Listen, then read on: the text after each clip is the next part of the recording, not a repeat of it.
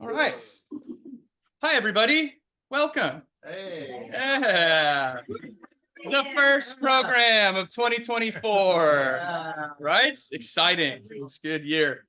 The theme of, well, I should introduce myself first. Hi, I'm Tanner Fusel. I will be hosting the event today for this edition of the program. And some of you know me already, some of you might not. You can find me on the website. I'm around at events, the storytelling festivals and whatnot. I'm very approachable. Please come talk to me. I like talking to people and meeting new people if you haven't before. But I wanted to kick this off real quick with just 2 quick points. One, something odd that just happened to me on my drive up here. And then another one just about what's been happening lately and how we ended up on the theme for this month's event. The first one I thought was kind of fun because it's a brand new sentence that no human being has ever said before on planet Earth. And that's on my drive up here today. The traffic cleared up in Dixon. Wow. Oh no. Oh, that's a new sentence. That was weird. It was still pouring rain, however. Not very fun. But in the pouring rain, which has been a cloud literally and figuratively over my life lately. In the start of the new year, things have gotten very crazy, very hectic for me. We had a ceiling collapse at work. I contracted the coronavirus 5 days later. And so these past few weeks for me have been quite a handful. I've been quite a hot mess, and I'm very excited to be a hot mess here in front of you now in person. And that is something that I feel like I ought to own up to, you know? And who am I really owning up to here? All of you guys or myself? Who's to really say? Maybe all of them. But one of my coworkers at work, as that ceiling was collapsing upon us, was talking about the new year and her resolutions. And she used a phrase that I'm sure you've all heard before: new year, new me. And I'm going to live up to my resolutions this year in the new year. And that really resonated with me in an ironic sense, because I tell myself the same thing every year, and then I never live up to any of that.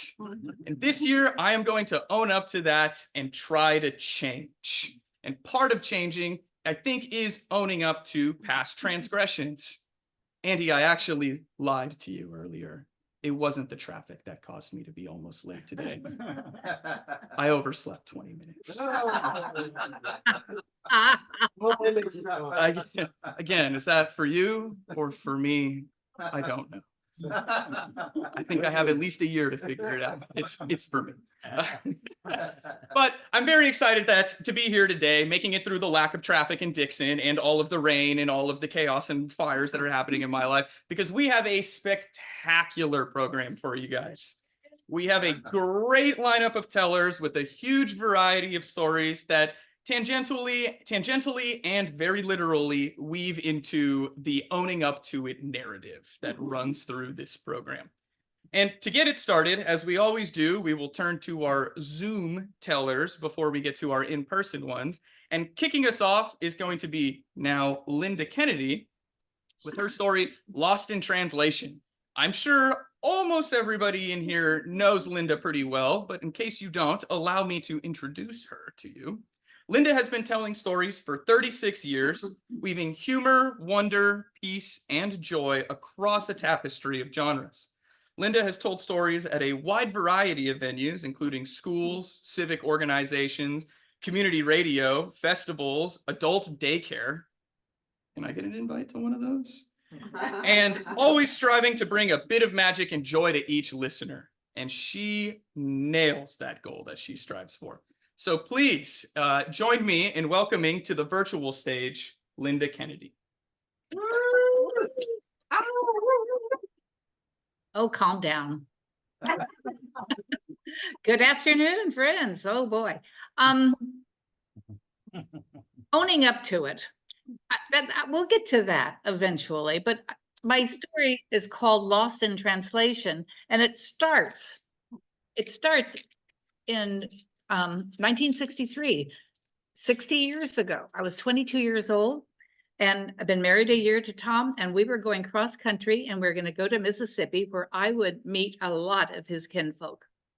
We had a brand new Nash Rambler convertible. It was a great trip. We went to the Meteor Crater in Arizona, the Grand Canyon, Carlsbad Caverns, New Orleans. finally to Mississippi. It was hot, it was humid, and I was so eager to meet all of the kinfolk. Tom was the youngest of 8 children, so there were going to be many in-laws, nieces, and nephews to meet, and I could not wait. Now, our first big gathering was going to be Sunday afternoon, and they were going to bring chairs out and put them in a big circle out in the front yard where Tom's old farmhouse. They were going to meet under the big pecan tree, and we were going to eat watermelon. Now, I knew how to dress for something like that. It sounded almost like a picnic. So I put on my little red and white polka dot sundress. It didn't even have any real shoulders. It just tied with the ribbons at the top. It went right down to the knees. And then I had on my sandals. The family came. The men were still in their Sunday shirts, and some were still wearing neckties. The girls, the women were all in their Sunday best outfits, little fitted suits. They didn't have on their hats and gloves, but they had on stockings and little patent leather type shoes. Oh my gosh. I'm sure when they saw me that they said Tom had found me over in Haight-Ashbury. I was to behold compared to what they were. Now, we had conversation going on. And one of the things that were going on was Charles, Tom's brother, was telling everybody that he was going to vote for Mr. So-and-so. And Tom's mother said, well, no, you can't vote for him. He's wet. Well, I had no idea what that meant. I thought it meant he had lousy deodorant. I didn't know what that meant. Come to find out, it meant, you see, that he was promoting, at least the man running for the office, I should say, and maybe those who voted for him were promoting turning that county into a wet county. It was a dry county, no alcohol. So I started to acquire the new vocabulary. Miss Linda, would you like some tea? I said, yes. He said, enjoy your sweet tea. The sugar in that sweet tea, I could not believe it. I almost went into shock. That evening when they said, Miss Linda, would you like some sweet milk with your dinner? I said, oh no, heavens, oh, I can't imagine what you did to that. And so they brought me buttermilk. And in that, I found out that sweet milk was plain milk because it's not sour like buttermilk. Who knew? So off and on in translation, I was finding my way. Now, I had older sisters and brothers that were married, and my in-laws called my mother Mom. Maybe some called her Vera by her first name. There in Mississippi, you called your mother-in-law Mrs. Kennedy. She was not Mom. She was not by her first name. Matter of fact, I never heard anybody call her by her first name. And if she introduced herself, she was Mrs. Roy J. Kennedy. Again, lost in translation of what I was used to. I went to get my hair done. I was chatting all about my experiences, especially the trip across country. And finally the gal said, where are you all from? You sure do talk funny. Well, getting back to Tanner's theme, a few years later, Tom and I were there at the time of the county fair. Now that county fair is unique. Matter of fact, National Geographic did a special on it. Is that it is surrounded by over 600 fair cabins. They're all the same architecture, but they have them all colored, these exotic paint, twinkle lights outside, and all kinds of fun furnishings inside. And we were invited to be overnight guests during fair time at Tom's childhood friend Yule and his wife Janice. Now Janice, she is that perfect little specimen. She looks like something from, I don't know, a soap opera. Perfect hair, perfect nails, lovely makeup, and always a perky little outfit on. I just wondered, my gosh, it must be wonderful to be a Southern girl. Anyway, we woke up that morning in the cabin. I could smell breakfast cooking. I went downstairs. I wanted to be the perfect guest, so I asked how I could help. Janice was cracking eggs into the skillet. She just put sausages off to the side. She says, Linda, why don't you whoop up some biscuits? And I said, excuse me? She said, why don't you whoop up some biscuits? And I said to myself, I don't know how to whoop up biscuits. Why don't I set the table? She goes, oh, look, Miss Linda, it's done. Well, why don't I start the coffee? It's done. Why don't I maybe pour up some milk or some juice? It's done. Just whip up some biscuits. I came up with every excuse I could. I started thinking, I've seen Tom's mother cooking over the few years since we'd been married. I have seen his sister-in-law cooking. There's no cookbook. There's no measuring cups. There's no measuring spoons. They just take their flour and they put it in the palm of their hand. They throw it in the bowl. They pinch up the salt. They pinch up the soda powder. They pinch up the soda, whatever that other stuff is. And I started to think, how many pinches is in a teaspoon? My gosh, how many handfuls? What if my handful isn't as big as their handful? How many of those do I make? And where do I get the bowl? And what kind of a spoon do I need? Finally, I had come up with every excuse possible while going through this tormentous scene in my head. I was up against the wall. I was just short of offering to wallpaper the house when I finally had to own up to Miss Janice and say, I do not know. Oops. Bandwidth issue. Oh, Lord. That's her. Yeah, that's her. Oh. Tell her first. Hey, Linda, looks like your bandwidth is a little sketchy, so we can see your name, but that's about it. Did Amazon kick the router?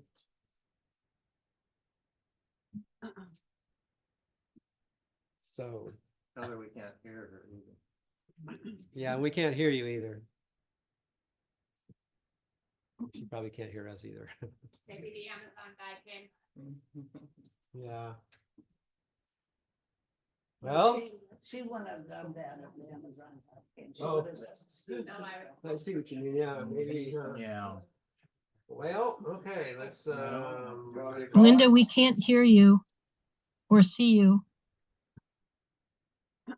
yeah, go ahead and call her. Probably knows. Yeah, 'cause she can't see us. Because when it goes, everything. You wanna goes. just let everybody know what's happening and. So we're gonna see if we can get Linda back on the line real quick, give her a call and see what's going on. Hopefully we can get her back. If not, we can proceed onward in the program. Let's see. Sounds like See if she wants to read the. bandwidth or internet issues. Andrew says reboot and come back on. Well, we're there. You think it could be us here? No, I don't think so, because everybody else will be Because out there. everybody else is on. Mine just phone went off. Oh, yeah. Well, we can carry on with the program and should Linda return, Hey. get her back to you wrap can't it up. hear, you see here, everyone says, turn off your computer, reboot and start it again. So we're gonna go ahead with someone else. Or just get off. Tell her you like it. Okay. That's my story and I finished. Oh. It sounds like Linda may have reached a Okay. point Or where she maybe was we'll comfortable get all ending of it you towards the anyway, end of this so one. we'll just Maybe carry get onward. Get on again. Which, by God, Nancy, that's your music we're playing now. Yeah, you you're can see on the us. screen, your name comes up, but that's it, just a square. I see that too. Welcome to the party line. It wouldn't be the first one of the year without a few Okay, hiccups, we'll right? go ahead and try and reboot and then we'll. There you are. Oh, there she is. Oh, we got her back. Okay. Don't Can you hear, hear can't her? hear her. Let's see, Linda, you want to say something real quick? Yes, it seems like you're muted. We cannot hear you, but we can't see you now.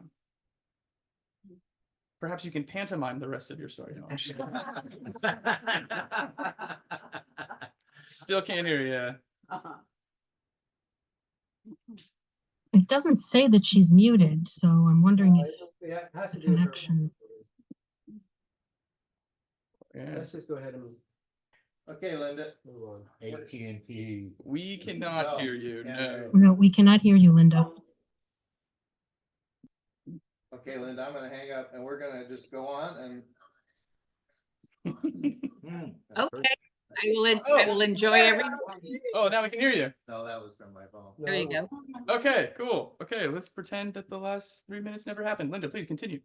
I don't know where I was. What was the last thing you? What was the last thing you heard? Oh, okay. You were So, talking about being I owned able up that to, I owned up that I could not make biscuits, right? Right. Right. And so then she went right over to the refrigerator and she pulled out a tube of Pillsbury biscuit grands She went over to the counter and she faced me as she whacked that thing down on the edge of the counter. And when it went pop, she went whoop. And she said, gotcha. That was not only lost in translation, it was a matter of having to own up that I just couldn't be a Southern gal and make biscuits with the palm of my hand. So that's it. Thank you very much, Linda. Oh, you're so welcome. Oh, even with the technical difficulties in there, it still lands well. You're too good. So, pressing onward, our next Zoom teller is going to be the wonderful Nancy Levinson. She's going to be telling us her story, The Apple Does Not Fall Far from the Tree. Nancy loves telling stories, so when Joyce asked her to tell today, she jumped at the chance. Nancy started telling stories after watching Stories from the Stage on the World Channel. Nancy always seems to find herself in interesting situations, and the story she's telling us today is no exception. Please welcome to the virtual stage, Nancy Levinson.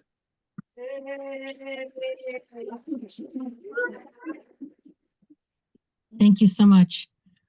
I hope everybody can hear me. So my story today takes place in 1994. I went to Colorado. I went to Boulder. Actually, I went to Denver. And I had a friend in Boulder that I wanted to go visit. And so I got myself to Boulder. And we decided to go to the Pearl Street Mall. And it's this outdoor mall. It's not like, an inside building. And, it's kind of like a very sort of nice experience. There's street performers and shops and things. It's really nice. And we're walking around, and my friend said she had to go. And so we separated and said goodbye. And I didn't want to leave. And so I continued, just walking through, and I saw a Haagen-Dazs store. And I, of course, had to go in there. And as I was walking towards the Haagen-Dazs store and reaching to open the door, I heard a saxophone player kind of off in the distance. And I just kind of, noticed it. And it was a very clean, crisp sound that this musician, was coming up with. And I thought to myself, I'm going to have the ice cream and then I'll go over and I'll say hi to him. So I went, I had this unbelievable ice cream, which I think my brain blocked out because I can't remember the name of it, but it was like caramel and chocolate and it was incredible. And I ate the ice cream, finished the ice cream, and I knew that I was going directly over to the saxophone player. So I went over and I stopped and I listened to him. And this was during the week. There weren't, a whole lot of people there. I was the only person that stopped. A few people, walked past. And he finished, he stopped, and I started to clap, and he said, thank you. And I said, you play really well. And he said, thank you. And I said, my dad's a jazz bass player. We're from Chicago. And he said, oh, really? And he points down and he says, here, I have all these musicians, that I've played with.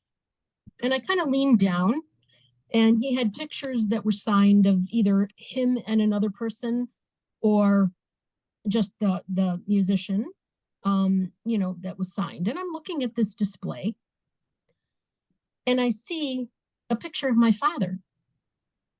And I was kind of stunned by that, and I looked up at him. I was kind of bent over. I looked up at him and I said, that's my father. And he said, oh, you must be getting married soon. And I said, no, that's my sister. And I'm thinking to myself, okay, how does this guy know about my life? I mean, obviously my father, gave him this or whatever, but, and in that moment, I'm thinking maybe the man is from Chicago, because my father played jazz bass in Chicago for 50 plus years. So maybe this man was from Chicago and now he lives in Boulder, but I didn't know. And I just was stunned. And he said, I see David here sometimes. David, that's my brother. He went to school there. And I'm like, "Bleh, this is getting really weird." And I said, did he tell you that I was in Israel for a year? And he said, no, he didn't. He perked up. He got very, excited and animated. No, he didn't. The Holy Land. And I said, yeah, it was pretty amazing. And we talked for a few minutes, and then I needed to go. And so I said, goodbye. Now, this is before cell phones were like a thing. And so I got back to Denver and I called my dad and I said, Dad, I was walking through the Pearl Street Mall and I heard this saxophone player. And he said, oh, yeah, so-and-so. And I cannot remember the man's name. And I'm like, okay. And I said, Dad, how do you know this man? I saw this man there. I listened to him play. How do you know this man, Dad? And he said, I went to visit David and we were walking through the Pearl Street Mall and I heard a saxophone player from across the way. So I wanted to go say hi. You can develop and say, I want to be my own person and all of this, but certain things, the apple doesn't fall far, right? Well, so through talking to my dad, what I think happened was same thing. He went over to say hi. My dad had an incredibly extensive collection of jazz albums, some going way back, like the littler ones and then the bigger ones. And I have a feeling what happened was they started talking and my dad said, yeah, do you like this, so-and-so? Do you like such and such? Do you like this one? Do you like that one? Oh, I have that. And they started, sharing what they liked. And my dad said, I can make you cassettes of some of these and I'll send it to you. Give me your address. So they kind of became like pen pals, so to speak. And I guess the man came to Chicago and, went to my dad's for lunch or something like this. But that was kind of, what happened with that. And it's interesting because, I did want to develop and kind of become my own person. But certain things, the apple doesn't fall far from the tree. Thank you.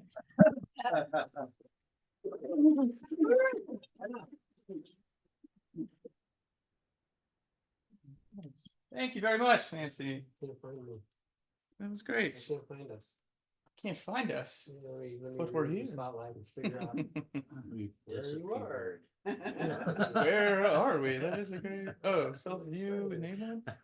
Something about that up there. Okay. Well, I don't see Brad over Zoom, and I'm not sure if he's here. So we will jump right into. It's Valerie. right? Valerie's. Yes, but in the light of Brad not being here in person, I was wondering he might be on Zoom. But since that's not the case, we will jump right into the in-person portion, assuming we can find a video. Find our video. I don't know what happened to it or where it possibly could have gone. Y2K has struck in 2024. Technology has ceased to work. Let's try AT&T. Oh, wow. video setting. Oh, there you Oh, are. you can see me. Yeah, you haven't disappeared. Here. Is then now, but now is then. Okay. And we're all here together. Webcam's on. Yeah, because we can see them Yeah. and we can hear Go them. back here. That is interesting. I've never seen that. It's never happened before. Yeah. Peculiar. Eric is here. And if you stop the video and restart it, it doesn't come up. I know, I didn't. I went to a different video thing. But there was- All right. Well, let's go Well- back to where we were and then Valerie, you can come up and can ask the audience on Zoom if they can see that. Yeah. Can you guys see us now? For the Zoom folks. You have to answer them in person. We can't see a thumbs up because I'm gonna take that as a no. You guys cannot see us. They're all right now. muted, unfortunately. Yes. No, we can see you. We can see you. Oh, Great, okay. go ahead and. We can't see us, so That's okay. Well, Excuse my weird faces I'm making at the crowd then. I can't make sure they translate well onto the screen. Okay, well, let us start the in portion of the program that we're doing today. And allow me to welcome up to the stage, no longer virtual, the in-person stage, Miss Valerie Reese Lerman. Valerie is legally blind due to a retinopathy of prematurity, weighing 1 pound and 15 ounces at birth. She has magnified print about 6 times to read her poetry for us today. Thank you, because we are dying to hear it. At least I am. And she's always used art and poetry to reflect on life's challenges and celebrate life's wonder and glory. She earned a BA degree in psychology at UC Santa Cruz. Go banana slugs. She went on to manage the legislative snack stand in the early 80s and coasted in for a landing spot at the State Library Braille and Talking Book Library. As a reader advisor to the blind and physically challenged for over 30 years, 10 of which as a retired, and you'll have to help me, a Noident. She has been published in Brevities, Dad's Desk, and the 2023 Sacramento Poetry Anthology. She is honored to read today and offered the best, most mundane, but not boring life experiences life has to offer. Today, she will be reading to us a selection of poems, including Braille and Talking Book Library, Living Now, Adversity and Triumph, and Floating Through Time. So please, if you'd help me, welcome up to the stage, Ms. Valerie Reese Lerman.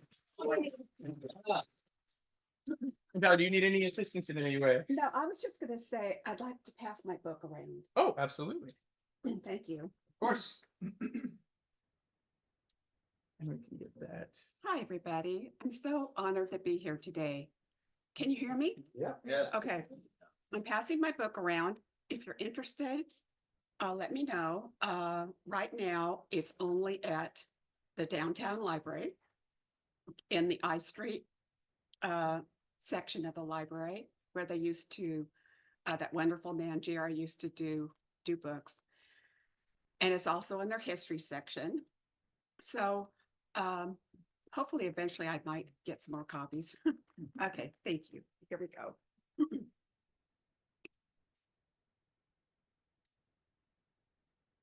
I'm going to start with Braille and Talking Book Library.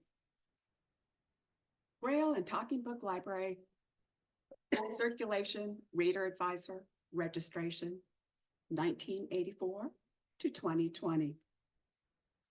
My caseload for years was in the thousands. Then as a retired annuitant at time, I blossomed.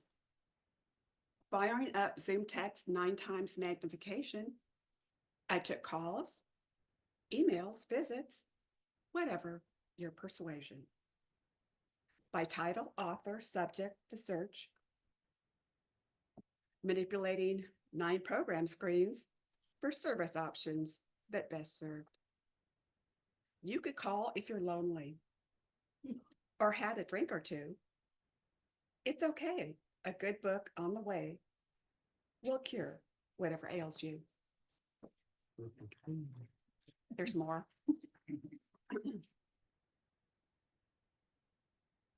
Most disabilities we serve in Northern California, if you can't read it, audio and Braille books on loan are yours. For those who want to kick, you can go high tech. Braille and audio reading download to an Android, iPhone, or tablet. Calls and letters of thanks nourished me over time. Employed there over 35 years, and I am legally blind.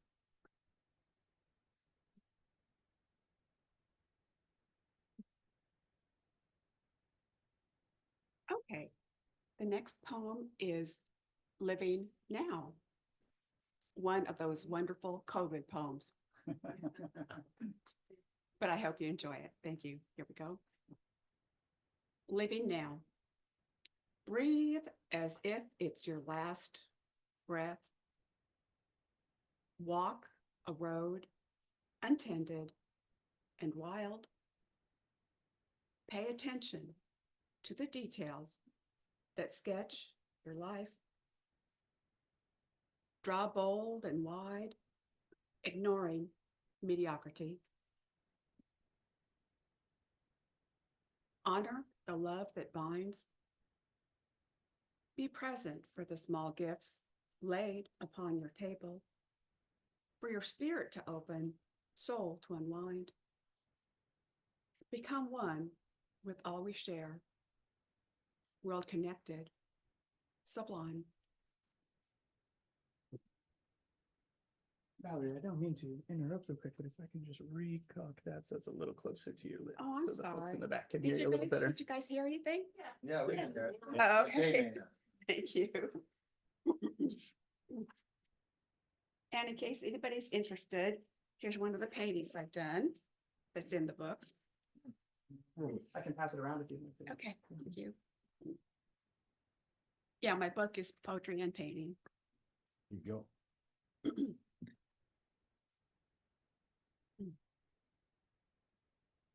Floating through time. Coming down. Current strong. Raised sails flutter. Bravely travel on. Captive, course unknown. Seek island to stay. Clock unwinding. Ask only for a moment together. Rays of love and light that guides us through this life and beyond. For the night is long. Moon sighs. She is still longing as she guides us to the eternal dawn. Ah,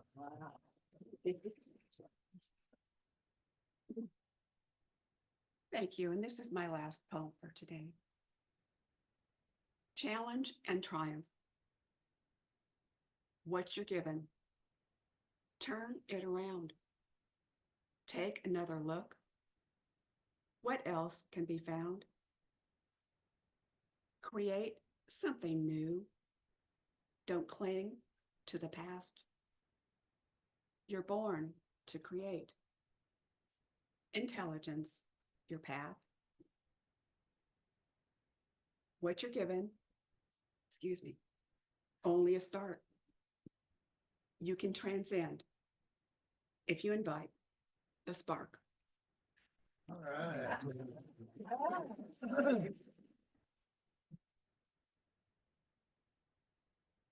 Thank you very much, Valerie. Those were very lovely. And thank you for passing your book around and sharing your art as well. I'm seeing very many happy and excited faces looking through that. I think people are getting a real kick out of it. All right, so please allow me to introduce our next teller, another familiar face for the Guild. He's told several times at these monthly programs, festivals, all around and work. Allow me to introduce Mr. John Petrick to come up to the stage. John first told a story with the Sacramento Storytellers Guild in October of 2020 and has been hooked ever since. He thanks Mrs. Winters, his third and fourth grade teacher, for getting him started in public speaking. For any bad habits he may have as a public speaker, well, those he has developed himself. So allow me to welcome John Petrick to the stage.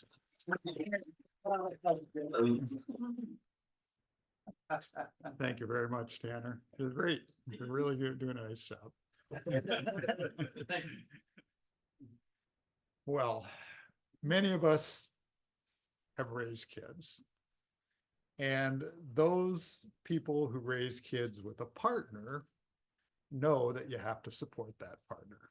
That if mom says no, dad has to say no. Otherwise, things get out of control. Well, this story takes place about 35 years ago, and we were living in North Dakota. And one thing North Dakota does really, really well is cold. But when you live somewhere, you got to embrace it, right? All right. So we did all these outdoor things. We did cross-country skiing. But one thing we hadn't done a lot of was ice skating. And ice skating, well, what's the most popular sport in the Winter Olympics? Well, it's women's ice skating, these beautiful young women gliding gracefully over the ice, doing their athletic jumps and flips. And what romantic comedy doesn't have Tom Hanks and Meg Ryan or their equivalents falling in love at the ice skating rink in Central Park? And I don't know how many of you have ever gone to a hockey game, but the speed and the intensity of hockey puts every game that's played on grass to shame. So I wanted my kids to learn how to skate. But my wife, Rebecca, she thought maybe they were still a little young and they might get hurt. Well, one Sunday afternoon, it was in December because Rebecca was going Christmas shopping at the mall. And the kids and I decide we're going to go ice skating. And there was a rink near our house. And there was like a dozen rinks in town because all you need for ice is water and cold. So in Minot, North Dakota, the Minot Park District about mid-November would open up the fire hydrants, flood these low-lying areas in the park, and the next day you had a skating rink. Nice.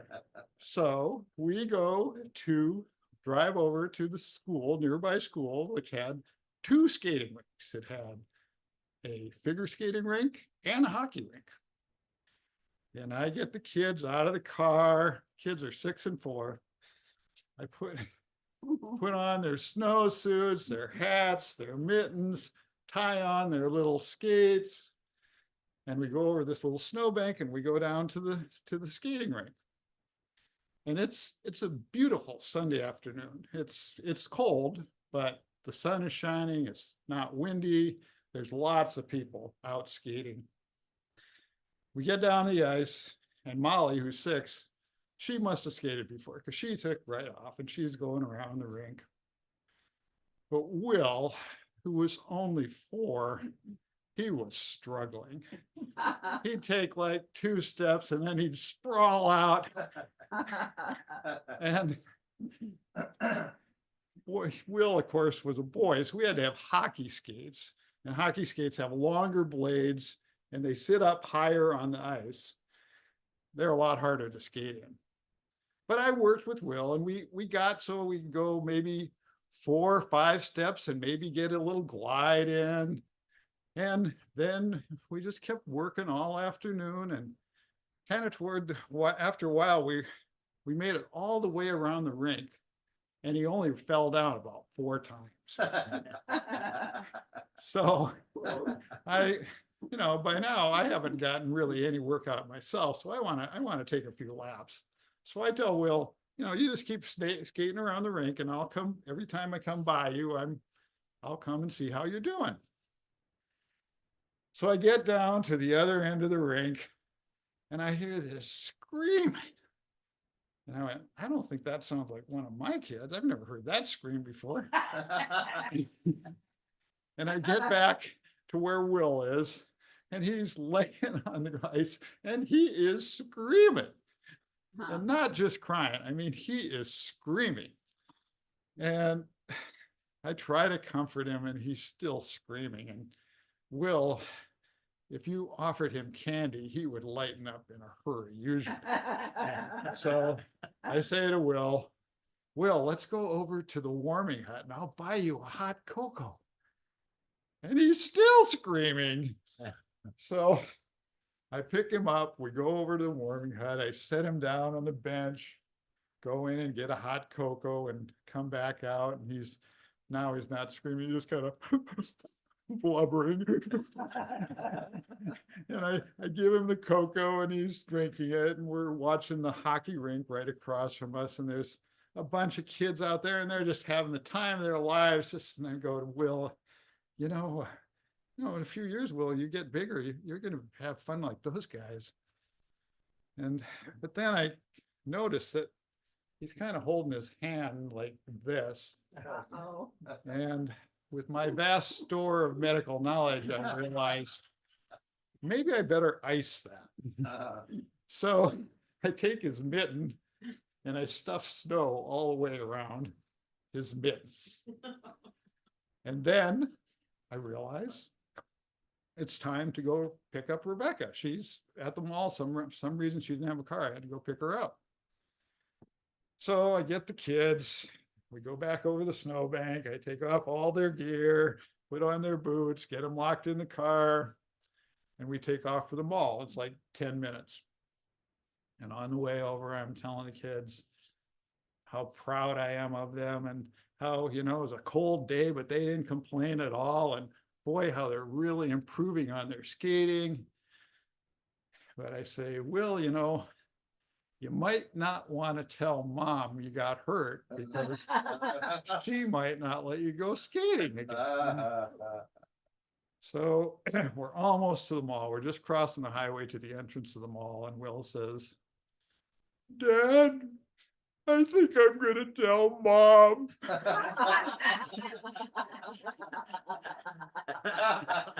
And he did. And he had a broken wrist. And none of my kids became Olympic skaters or hockey players.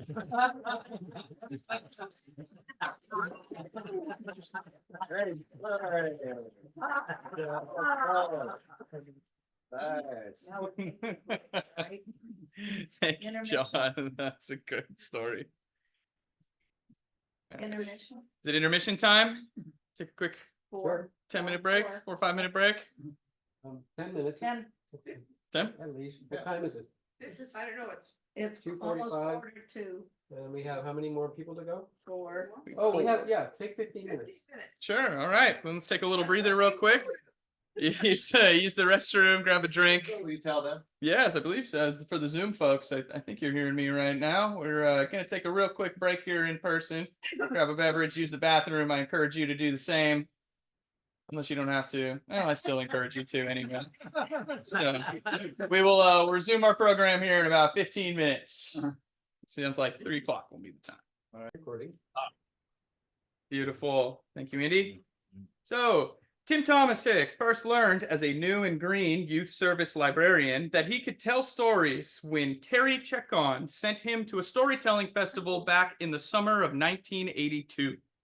Other storytelling mentors were Gail Ryle and Terry Chekon herself, both of the Sacramento Public Library for many years. Known in classrooms as Mr. Tim, he has told stories at many schools and in many libraries around Sacramento since then. At Del Paso Heights Library, where Mr. Tim was branch supervisor and children's librarian for 15 years, he met and enjoyed a valued friendship with the late Angela James, many of us in this building, who infused and helped him free his storytelling style. Another treasured regular storytelling venue was the Old Governor's Mansion, chiefly during the Halloween and Christmas seasons, regularly for 12 years. After 44 years with the Sacramento Public Library and after surviving a battle with COVID, amen, Tim retired on December 30th, 2022, and now hopes to be well enough to tell stories around the community for many years to come. Please welcome Mr. Tim Thomas. Thank you. Thank you, Tanner. Of course. Okay, the story I'm going to share is from a collection by Zora Neale Hurston. It was first published in her book, Tell My Horse. And she collected besides her own writings, she collected folk tales. This one comes from Haiti. And then it was taken by Margaret Reed MacDonald and published in one of her anthologies. And it's called Papa God and the Pintards. Papa God planted a rice field. He was depending on that rice for the coming year. But one morning, into the room rushed himself, the angel Gabriel, all aflutter, saying, Papa God, the pintard birds are in the rice field. They're eating up all your rice. Oh, we can't have that, said Papa God. And I'm swamped with prayers and petitions and supplications from on earth. Oh, there's just a slew of problems there. Gabriel, I need to ask you to take care of this for me. And he handed Gabriel his shotgun. You know what to do, said Papa God. So Gabriel took the shotgun. He went down to the field. As he got close, he could hear the pintards. He could hear them dancing, singing, going, here comes Angel Gabriel. Here comes Angel Gabriel. He's got a big gun. He's got a big gun. Why does Gabriel have a big gun? Oh, Gabriel stopped to listen. It was so infectious. All those birds just dancing around, so happy, so joyous. He joined in. I'm the Angel Gabriel. Here comes Angel Gabriel. I brought a big gun. I brought a big gun. And he started singing, dancing, flapping the wings he didn't have, going around with those pintard birds. And so it went all morning long, right through lunch, through the afternoon, until suddenly it was dusk and those pintards all flew up to go roost in the nearby trees. And Angel Gabriel felt really good. This had been a wonderful day. Then he remembered Papa God. He hadn't done a thing about those birds. Oh, so he went back.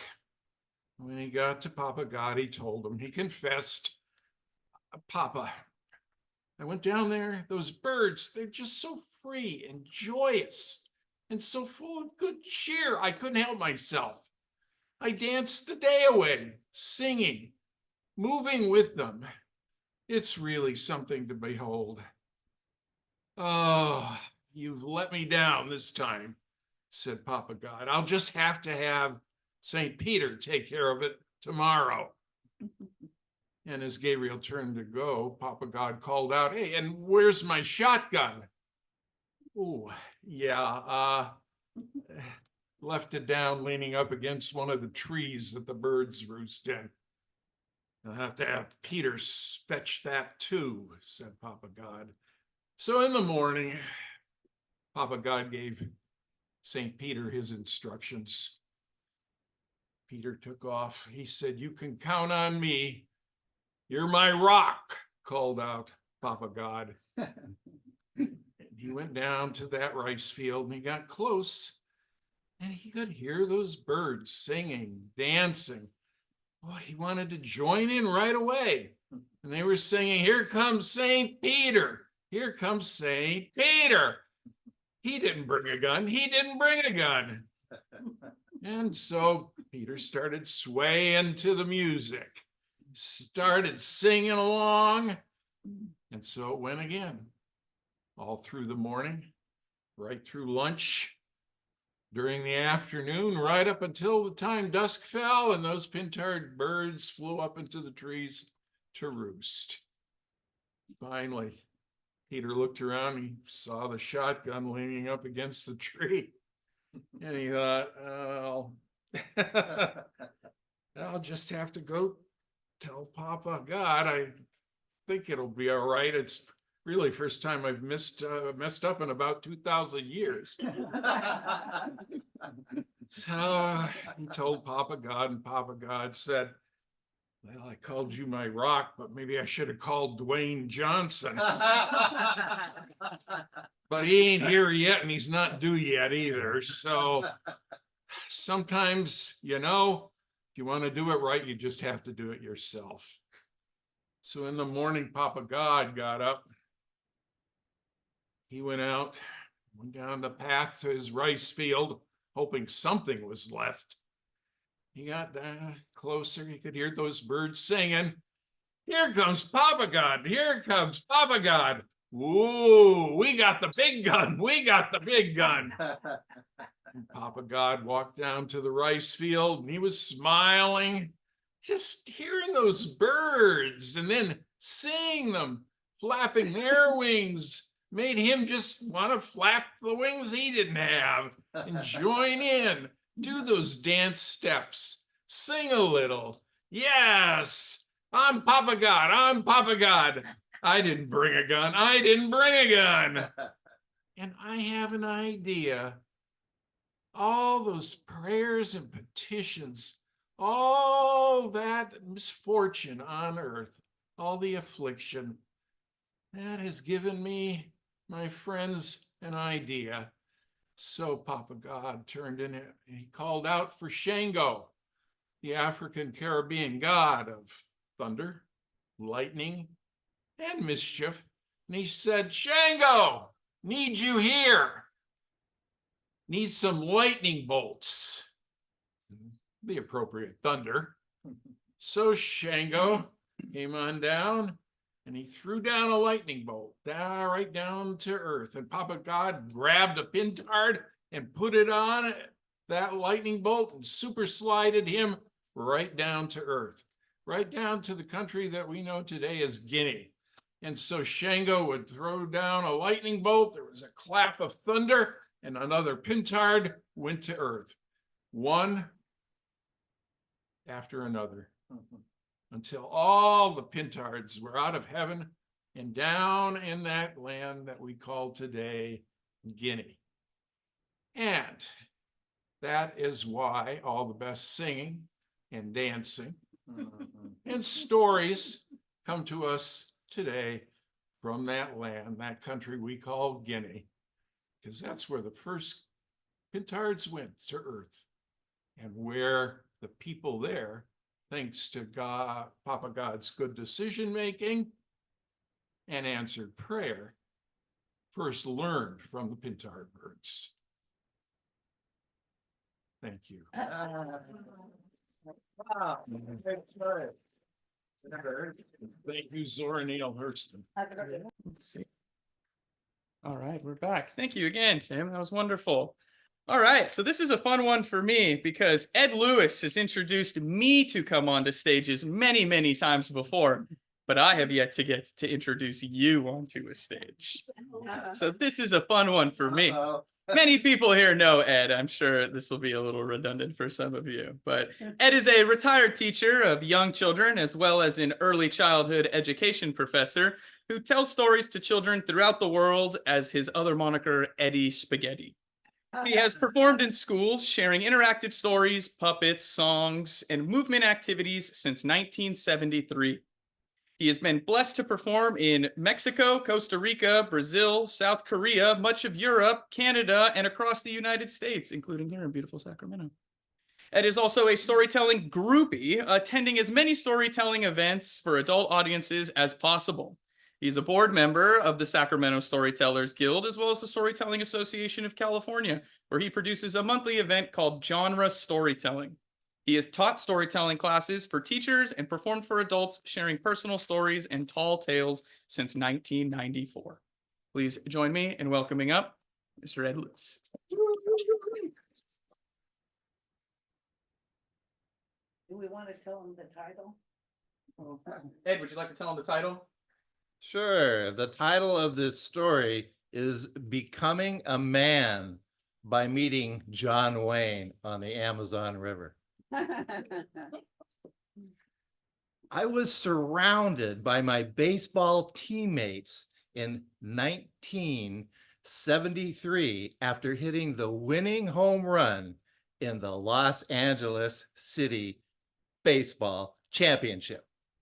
I was the man. I was the honored man. And we all went out afterwards, like we usually did, to a local pub. And of course, the conversation went around to what most of us did. And Big Mike said, I'm the man. I am a tough construction worker. And Big Mike went, that's nothing. Take a look out that window. See those skyscrapers down there in Los Angeles? I'm an iron worker and I've been building all those buildings down there. I'm the man. How about you, Ed? What kind of work do you do? Well, I'm a preschool teacher. What? Preschool teacher? my father had the same reaction when I told him that I wasn't going to use my business degree to go into business with him. I wanted to become a preschool teacher. And he looks at me and he said, "Are you gay?" I said, "Dad, no, I'm not gay. I just feel this need and this desire to passion to really work with young children and help them fulfill their dreams and passions." He said, "Well, how do you plan to raise a family on a preschool teacher's salary?" He said, "What is wrong with you? Besides, that's women's work." I got the same reaction from my true love's father when we were sitting at the dinner table. I had spent a year at a university in Mexico, and I fell in love with Vicky from Connecticut. She flew home after the school year was over, and I drove my little Datsun B210 up to Connecticut to their parents' estate on 5 acres. The dad was a judge, the mom was a lawyer, and it was a Downton Abbey house. And the dad, we were at the dining room table, about the length of this room.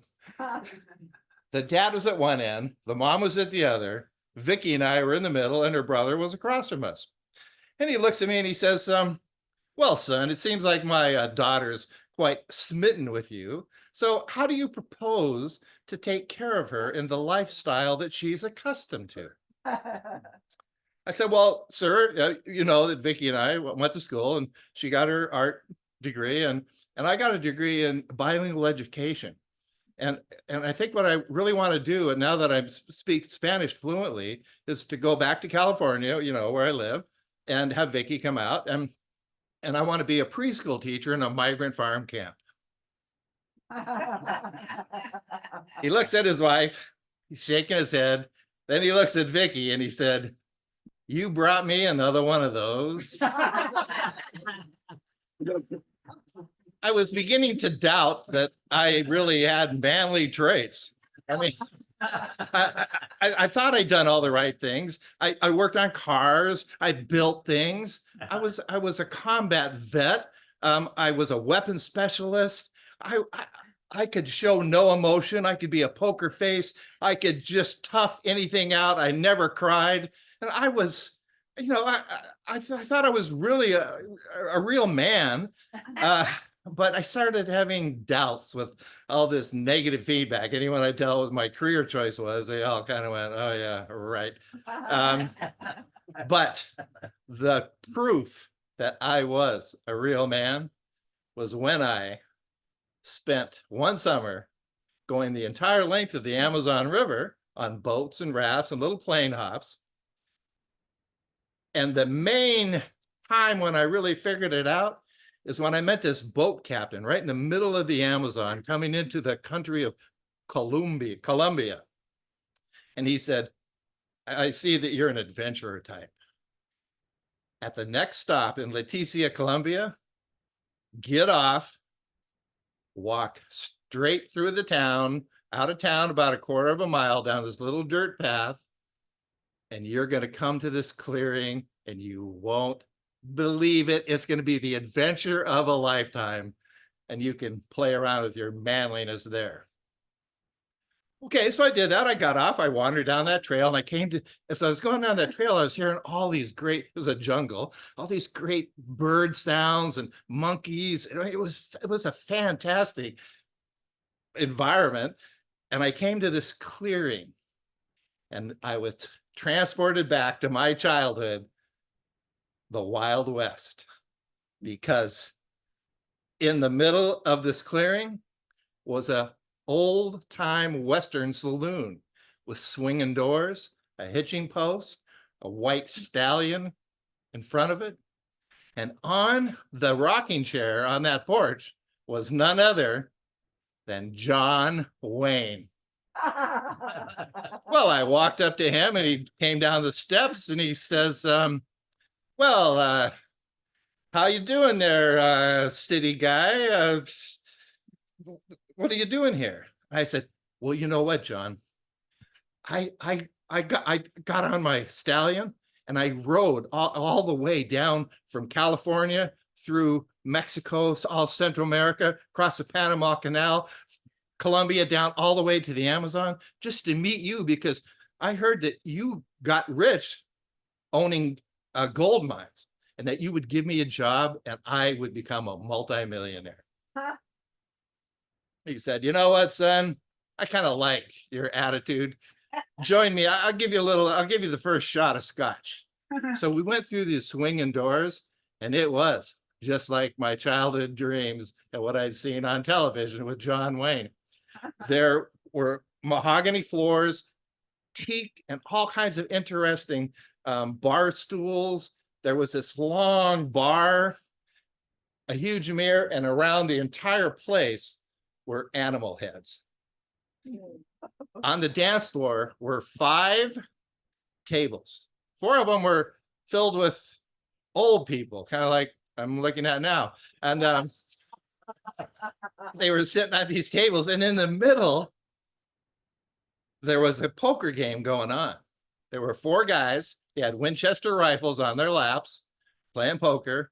And in the chair was none other than Annie Oakley, with her across her lap was a 1897 Marlin rifle, which is what she was famous for. Oh my God, this is fantastic. I didn't really have my dates and history down very well. And then John comes up and he said, all right, everyone, outside, we're going to put on our Wild West show. So all the tourists went outside, sat in these hay bales, and they put on the most amazing Wild West show I've ever seen.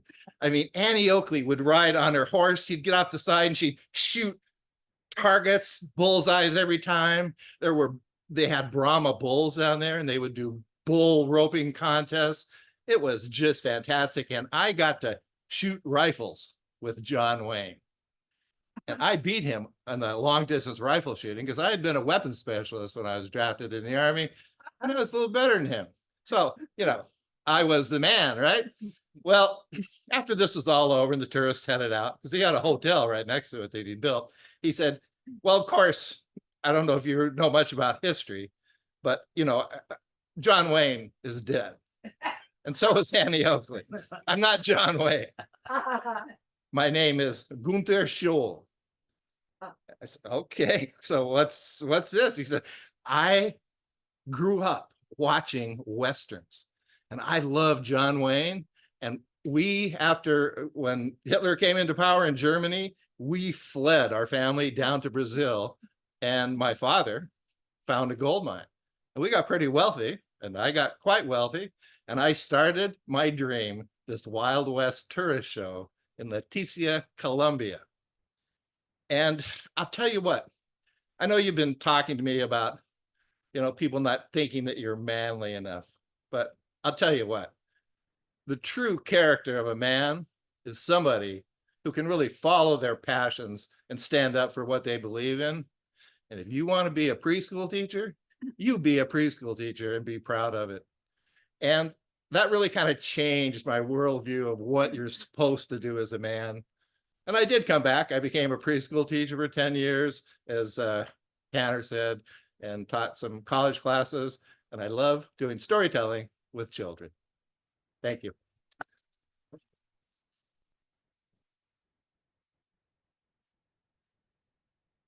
Thank you very much, Ed. That was great. It's a fantastic story. So this is where Brad would normally be coming up in our lineup, but unfortunately he could not make it today. I believe Andy's going to jump in to replace him. Can I have you wrap up it for us? And then we'll have Karen come up next in the line right now. So due to some kind of wacky communication patterns on Karen and I's part, I don't really have a bio with which to introduce her today. I think many of you here probably know of Karen and her fantastic storytelling talents. I can make up a background for you, perhaps, if you will.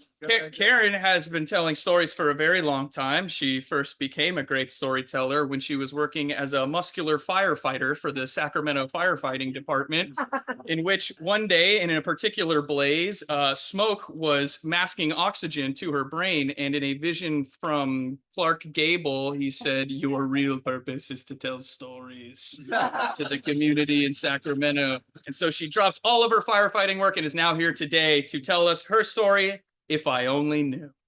Please welcome Karen.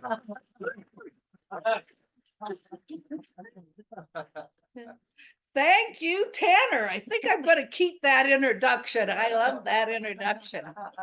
Can you hear me? A little See your lower? face. Oh. Anyway, I want to thank Tanner for that very interesting thing. I thought about it because I told him if he needed someone to back up, that I would be a backup speaker. And the next thing I know, whoops, I miscounted. I need a speaker. So I thought, oh, now I really need to come up. So I thought, well, maybe I should do some reminiscing, going back in my lifetime and seeing if there was something maybe I needed to own up to. And that's how I came up with my title, If I Only Knew.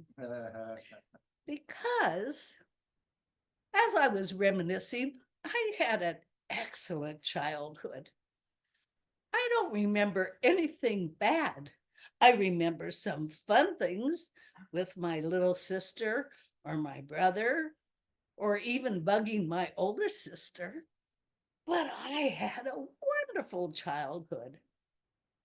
So then I thought, well, as I got older, I became pretty crazy. I would get very upset with my mother, and I would call her a darn stupid idiot because I couldn't say stupid idiot.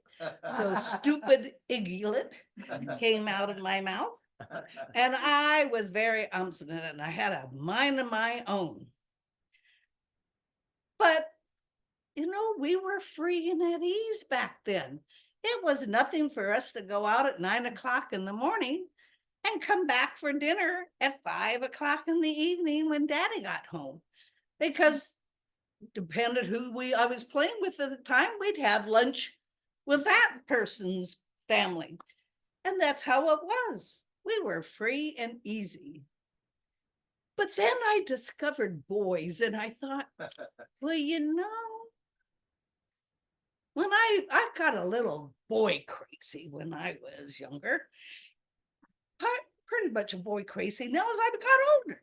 But anyway, I was pretty boy crazy when I was younger. And I remember when the first boy broke up with me, oh, I was devastated. I thought my world had ended. But my mother kept saying, Karen, there's more fish in the sea. But of course, I didn't hear that. My true love at age 13, it dropped me. I was so damn. Well, if I'd only learned that my mother was right. By the time I got married, my girlfriend had kept a list of every date I had, which I never worried. I had 65 boys that I had dated throughout my high school because I thought this was fun dating. I didn't want to be stopped with anybody. I had so many guys. Don't you want to go study with me? No. Don't you want to? No. I wanted to go out to a movie on Friday, a movie on Saturday, a movie on Sunday. What's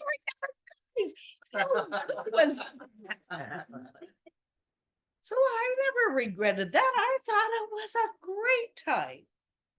So I keep reminiscing and thinking back. Well, maybe if someone told me my 25-year marriage would have ended up in divorce, maybe I would have regretted that. But no, because out of that marriage, I have two beautiful, amazing children that I may not had if I had realized it was going to end in divorce. because at the time I was a really good Catholic and there was no such thing as divorce. But I was lucky. My sister, older sister, divorced first. So when I said I wanted a divorce, my parents weren't quite as devastated. Then I thought as an adult, I went back to school and got my degree. I came out at the age of 47 with a degree, and I was so excited. And what do I end up? I had a planning degree and I end up in code enforcement. Now, how did that happen? Well, it happened because I was the only one with a planning degree and I could read plans and I could read what the planning commission and the board approved that this community or this different project was going to look at. So when I went out and found out, oh yes, this store development put in the right number of trees, right number of this, but guess what? No water to any of the planters. What was going to happen to those plants? Well, I made them completely dig up their whole parking area, had to put in all new plumbing. The city loved me. I was able to get the developers to fulfill their roles as originally planned. I became someone that they came to me first and said, here's what we're going to do. Will you come out or look and see ahead of time? So that it went smoothly for him. And soon I became a field manager and I loved it. I had 16 young officers under me and I was in seventh heaven. We were under the planning department, soon the police department with all the drugs and drug labs at home wanted us to go under them so that when we did inspections, we could find all the stuff that would be for building a lab, and they took us over. Well, can I tell you, about 20 years ago, female officers, supervisors in the police department were not looked upon in a good light. There were 2 female officers, one a sergeant, one just a regular patrol person, and I was field manager. So I was equal to a lieutenant in the police department. And this chief did not like that. And I realized now he made my life hell. But I loved my job and I loved the people I supervised too. So when I had the ability to retire to take care of my father, I thought this is a privilege. Nope, I don't regret any of that because I have still some wonderful friends from back then. And I have a job that has given me an abundance of stories, as some of you have heard. So when I looked back and said, if I only knew, and then I thought this came to me, if I only knew that actually I was never in control. I could never control any person, place, or thing. The only person I control of is me and how I react. And as I look back, if I only knew I'd have such a great life, I would do it again. Thank you, Tanner. I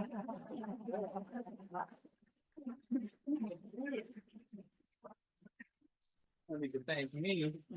Thank you for sharing. So I know it is 3:30 now. I don't know if we have a hard out then or 3:45. Oh, perfect. It's just enough time for you to get some poetry in for us. Yeah. So much like Karen is a late fill-in, I don't have a bio for you, Andy. Would you like me to make one up? Would you like me to read Brad's but replace your name? Manly man, yes. That's good enough. Good enough? Poets, Oh, well, please then help me welcome up Andy Loffer, the manliest man poet that I know around. Thank you. All right, thanks, Tanner. Thanks, everybody. It's nice to have an opportunity to read my poetry to y'all. Yes.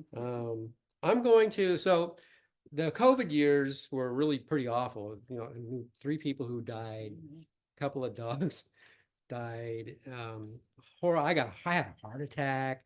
Lots of stuff happened, and I got to thinking about God a little bit and mortality and so on. So this first poem is called "Talking About God." Kind of stems from that. And those of you who are religious, I'm okay. Don't worry about it. This is kind of a weird poem, but and it'll get lighter after this. But it's called "Talking About God." Said I won't talk about God much. The certainty of emotional extremes stymies me. The omniscient exclaim the glory of God's love and enlightenment, though they warn against the fear of God's wrath. Judgment rightly left to God is hijacked. Zealots assume this authority with fervor, using guilt or fear to control believers whose perfection in God's sight is irrelevant to them. Joy in God's discovery exists. Elation in God's acceptance is fulfilling. Forgiveness, the salve that heals us, a life raft from certain damnation. Dogma, religious rules, watchers weigh. They insist on penance as punishment. Hypocrisy, their unseen reflection. Their anger threatens the believer's belonging. Communities assured of eternal life, prayers and faith binding them together. Miracles of nature reassures them that God must exist. Conundrum ever present when considering the notion of God. No accountability for crisis or catastrophe on the innocent. No blessings available to us beyond that given to the universe. So I'd rather not talk about God much. End of poem. That was the heaviest one. So now we'll go a little bit lighter. Which one do I want to do first? We'll go with, oops. We'll go with one called Angels of the Field. This is Angels of the Field. It's a program I do every Christmas. I go down to Cortland, is that right? Yeah. Area and serve farm workers for Christmas. It's a Christmas festival or Christmas theme type of thing. It's called A Day for the Angels. Farm workers, a symbol of our society. By the grace of God, they toil for us, working to collect our nation's bounty, harvesting the fruits of their labor. They are the angels of the field. They give of themselves for meager wages, long hours on their feet, bending, stooping, picking, plucking, tilling the soil, cultivating sustenance with care, enduring working conditions many wouldn't survive. Loving families working together, making ends meet even if going without, creatively stretching limited resources, maintaining dignity as they struggle, humbly accepting help from others when help is offered. A cadre of supporters see their plight, the holiday season an opportunity to give back, passionate volunteers fortunate to give their time, a few working year-round, most only for a day, a year of planning for one extraordinary day of giving. Grateful angels, a blessing to behold. Proud parents arrive, their families vibrant with anticipation. Thankful for the celebration, the gifts and games, and the elves in red shirts swiftly moving here and there to make one day special for the angels of the field. Thank you. Now, this one, all y'all older folks will probably relate to. Y'all. It's called He Remembers. He remembers sitting on his mother's lap, securely nestled in as she visited with neighbors, her loving acceptance, his security. Nothing else mattered. Later, running through open fields, discovering Mother Nature in all her glory, deftly climbing trees, swaying at the tops of tall pines. Pedaling his bike in earnest, his world expanded to new horizons. Long days at school, the second hand moved so slow. Older boys picking fights, he was leery, not afraid. Girls changing, becoming mysterious, pretty. Voice cracking, growing stronger, growing more hair. His sweaty palms at high school dances embarrassing. Inexpensive dates, no hindrance to romance. Responsibility taking shape, expectations mounting. Choosing a path in anticipation of the future. College and career came to the fore. Passionate love, his ecstasy, changing his direction. Marriage and children consumed him, barely keeping up with the struggle to succeed. Respect of age finally came, elder status recognized, people listened. Soon after, the world began to move too fast. His belly swelled, blurred eyes began, and knees began to creak. Retirement, a welcome reprieve, a lifetime of living now in the past. Challenges bruised him, victories soothed him. Shameful mistakes made were forgiven, not forgotten. No need to work, responsibilities waning. Feels like he's 12 again. Mind is willing to play. Body demands temperance. Loves the little ones sitting on his lap. Knows their trust. Teaches youngsters, watches them change. Encourages confidence to those coming of age. Empathy for struggling adults. Meaningful to loved ones. Sees the end coming. No urgency about it. Still eager for adventure, though content at home. His path now protecting his legacy. End of poem. I'm sorry. Let me just, okay. His path now protecting his legacy by remembering to be kind more often. That's it. All right, I got one more. Good. And this is kind of a silly one. If I can get it up there. Here it goes. And it's called I Love My Life. I admit that I am my best friend. Almost always happy to see me, unless I'm mad at myself. But then it's easy to forgive me. Understand my emotions better than anyone. I give myself space when others don't. Never doubt what I say to me. Honest with myself, most of the time. Trusting my truth is reasonable. Believing in me is stress-free for me. I can't lie to myself, ever, though I have been known to kid myself. I see beauty in the mirror, ignoring other parts. My father in my reflection makes me laugh. My mother's wisdom is there too. Sibling influences barely visible. Life's limitations don't matter. I'm good enough for me. I love myself, and I love others too. End of poem. Oh, yeah.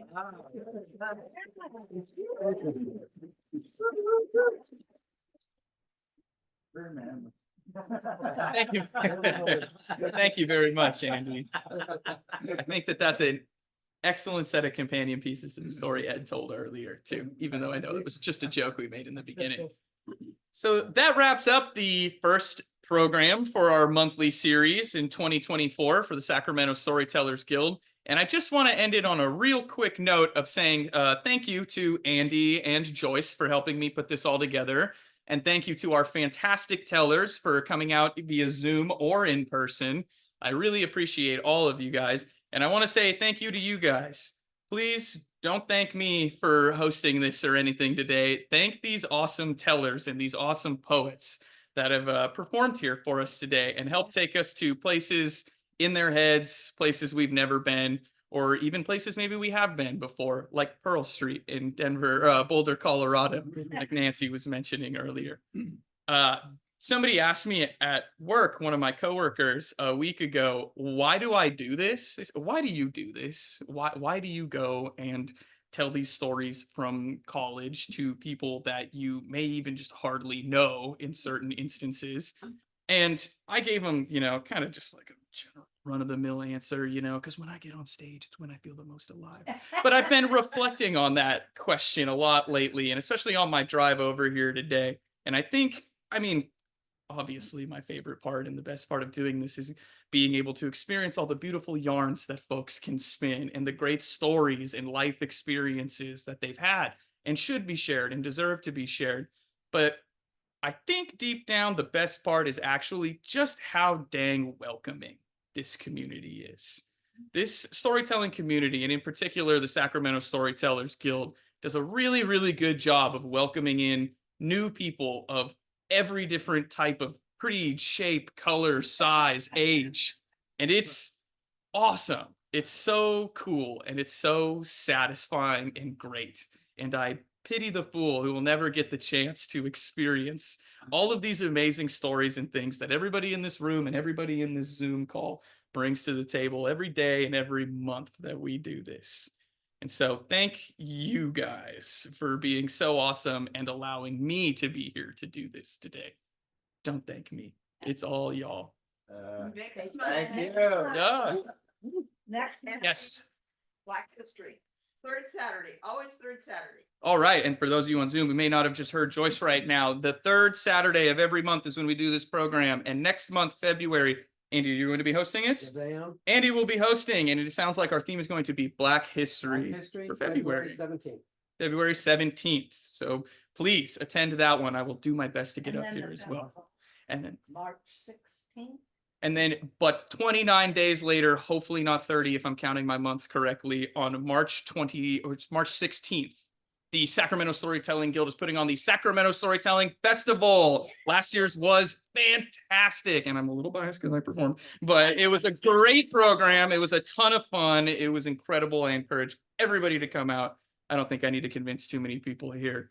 This is a good crowd. So thank you guys again. I hope you had a good time. I had a wonderful time. Thank you, our wonderful tellers, our Zoom crowd and in person. Hopefully I will see you next month and definitely the month after for the Storytelling Festival. Right. Okay. Open. Yeah, I am.